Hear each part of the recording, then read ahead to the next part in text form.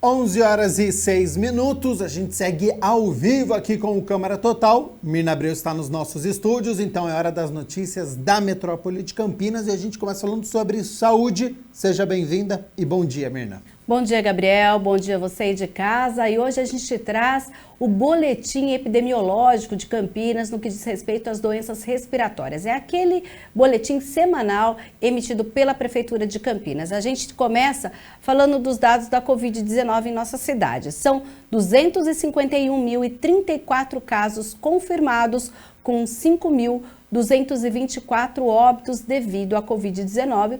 Ficam aqui as condolências da TV Câmara Campinas.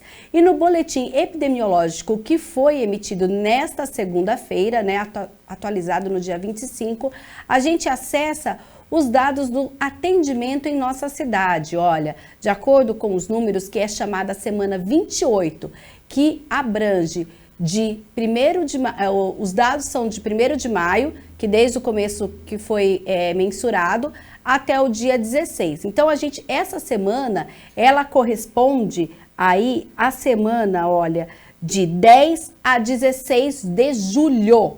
Então, a gente tem a semana 28, que a gente tem aí, olha, nós tivemos 30,7% de casos positivos das pessoas que procuraram as unidades de saúde pública ou particular. Nós temos aí 9.621 atendimentos e desses 9.621 nós tivemos 6.115 casos notificados de síndrome gripal ou síndrome respiratória aguda grave. A gente só faz um alerta aqui, Gabriel, que na última semana, que é o boletim anterior, a gente tem um outro dado, que na verdade aparecia um outro número que fala justamente de 4.000 e pouco atendimentos aqui notificados. E a Prefeitura agora, nesse novo boletim, ela atualizou, então são na verdade 8.328 casos confirmados de síndromes respiratórias, entre elas nós temos a Covid-19 e nesta última semana, que é a semana de 10 a 16 de julho, 6.115. Então, para mostrar para você aí de casa este dado que a Mirna está falando, esta segunda coluna aqui, ó. A informação era de 4.000 casos e, na verdade, a última atualização de 8.328 pessoas que acabaram aí testando positivo para alguma síndrome respiratória aguda grave, síndrome gripal. E agora a gente tem nessa semana 6.115, tem uma diminuição. Então é importante esses dados para a gente ter uma real noção de como está a cidade de Campinas. Neste primeiro quadro que nós temos o número aqui, então são as pessoas que foram atendidas. Sim. Então a gente vê um número, 6.000, 7.000, aí sobe para 11.000, 13.000, 14.000. Então a pessoa tem algum sintoma e ela procura então a UPA e centro de saúde. Nesta última semana, então, de acordo com essa atualização, 9.621 pessoas procuraram o centro de saúde. Dos 9.000, 6.115, então, foram notificados, então, testaram positivo para alguma síndrome respiratória aguda grave. Os dados abrangem centros de saúde, pronto-socorros e as UPAs, que é as unidades de pronto atendimento. Vamos ver como estão, então, as internações em UTI. A gente começa pela UTI infantil aqui na cidade de Campinas, que nesta semana, que foi fechada no dia 16 de julho, tem 31 leitos de UTI infantis ocupados na cidade, na rede pública de saúde. E já em UTI adulto, nós temos a ocupação de 53. O que a gente observa? De acordo com o boletim anterior, nós tivemos um pouco, 6 pacientes a mais utilizando as UTIs infantis. E no caso dos adultos, nós tivemos um decréscimo. Nós tínhamos 62 internações e agora nós temos 53 internações. A gente lembra que esses dados são dos dias 10 a 17 de julho, chamada de semana 28. Então, de acordo com a última atualização, nós tivemos este aumento, porque a última atualização eram 25 crianças internadas e agora 31. Se compararmos aqui, com o meio de junho, entre junho e julho, chegamos a 54, nós já chegamos a 59, então nós temos uma diferença significativa, mas mesmo assim houve um aumento. No caso dos adultos, 53, houve uma queda, então é um dado positivo, mas se compararmos com junho, que chegaram a 19 pessoas internadas, 13, aí está um número muito alto então, e a gente segue informando então os adultos internados em UTI por conta de síndrome respiratória aguda grave. Mirna Abreu, vamos continuar falando sobre saúde e agora, infelizmente, mais pessoas testaram positivo para o monkeypox. A prefeitura também confirmou nesta segunda-feira que a cidade de Campinas tem mais 4 casos da varíola do macaco. A confirmação foi atualizada e, com isso, a cidade chega a 7 casos positivos da doença. Trata-se de um homem de 30 anos, morador na região sul, que teve início dos sintomas no dia 16 de julho, contraiu a doença em outro estado, chamado de caso importado. Um outro homem de 41 anos da região leste, com sintomas que se iniciaram no dia 17 de julho, também é importado de outra cidade do estado de São Paulo. Um homem de 35 anos da região sul começou a ter os sintomas no dia 13 de julho, é importado também de outra cidade do estado de São Paulo, e um homem de 28 anos da região sul, com sintomas no dia 18 de julho, contraiu a doença aqui na cidade de Campinas, o que a saúde chama de caso autóctone. Todos os pacientes confirmados estão em boa evolução do quadro, são acompanhados pela equipe da Vigilância em Saúde, porque é uma doença que precisa ser notificada à Secretaria de Saúde do Estado também. Foram feitos rastreamento dos contatos dos pacientes e nenhum caso está relacionado com o outro. Essas pessoas, então, não tiveram contato umas com as outras, olha. E a Secretaria de Saúde informa ainda que estão sendo adotadas medidas de contenção e uma rede de diagnóstico, assistência e rastreamento. No total, Campinas tem 23 notificações de monkeypox, sendo 21 de moradores do município e 2 de outras cidades que foram atendidos nos serviços de saúde aqui de Campinas. Dos 21 casos de Campinas, 7 casos foram confirmados, 10 descartados e 4 ainda estão em investigação.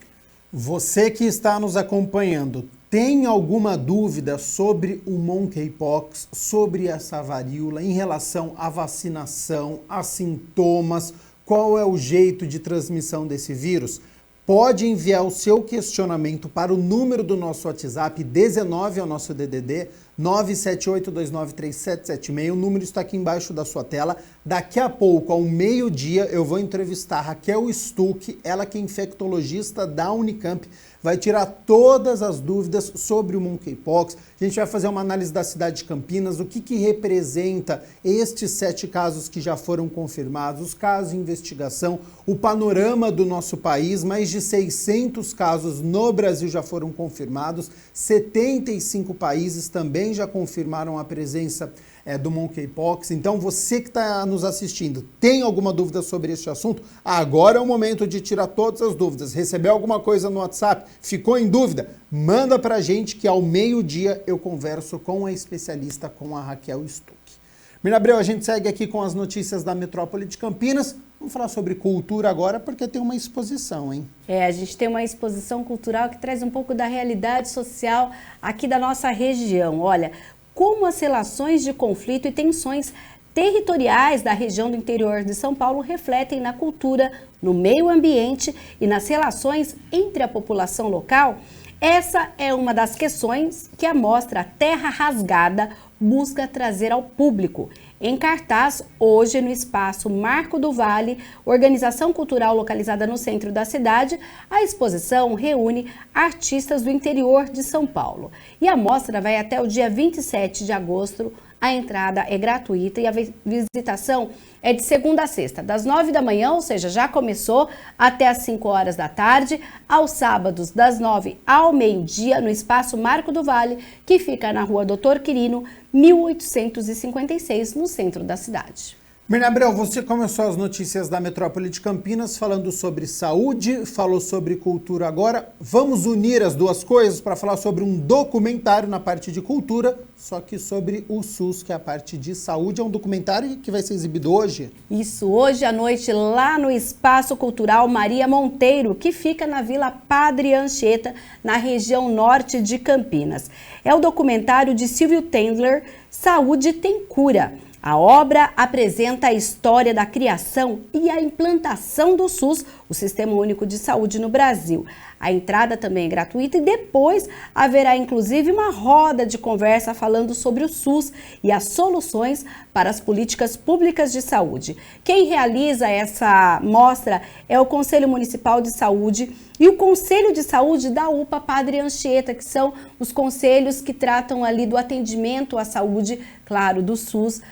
A gente tem ali o Centro de Saúde, a UPA recentemente, que foi inaugurada lá, então a gente fala desses atendimentos. O debate vai contar então com a presença do Dr. Roberto Marden Farias, que é um médico sanitarista, Maurício Perrot, diretor do Hospital de Sumaré, e o advogado Paulo Mariante, que é conselheiro municipal de saúde. Então anote aí, a partir das 7 horas da noite, na rua Dom Gilberto Pereira Lopes, sem número, lá no Espaço Cultural Maria Monteiro.